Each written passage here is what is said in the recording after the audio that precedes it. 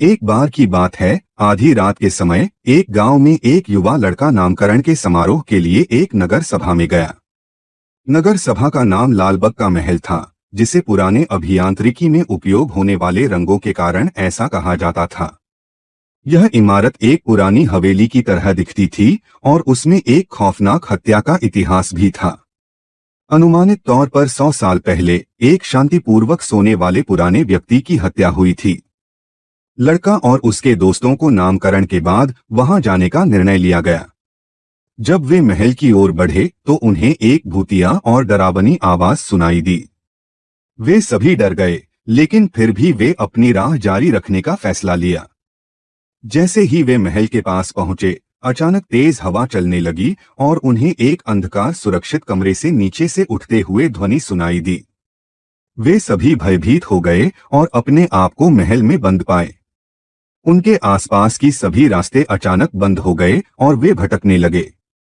वे एक अनुभवशील आवाज सुनाई दी, तुम्हारे आने का समय खत्म हो गया है, अब तुम्हारा सामर्थ्य खत्म हो गया है।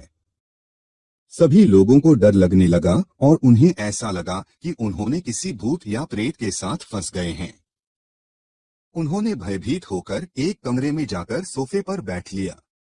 जब वे सोफे पर बैठे, एक भूतिया आवाज उन्हें डराने लगी, तुम्हारी मौत आ रही है, अब तुम्हारी आत्मा मेरे साथ रहेगी।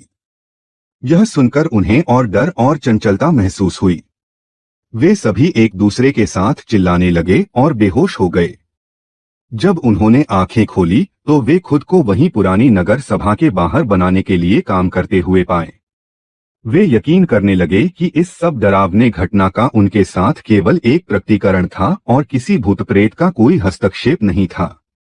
उन्होंने अंदर से बाहर निकलने का निर्णय लिया। जब वे बाहर निकले तो उन्हें यह देखकर हैरानी हुई कि नगर सभा का माहौल शांत और साधारण था। इसके साथ ही वे दरवाजे से निकलते ही आवाजें और चीखें रुक गईं और सभी लोग बिना किसी खतरे के अपने घरों की ओर लौट आए। यह सब एक भयानक प्रेत बाधित प्रकटीकरण था जिसे किसी ने आयोजित किया था। उस रात के बाद से लालबग का महल उस गांव की डरावनी कहानियों का एक हिस्सा बन गया और उसे कोई भी अजनबी या उत्सुक व्यक्ति जाने के लिए आता था।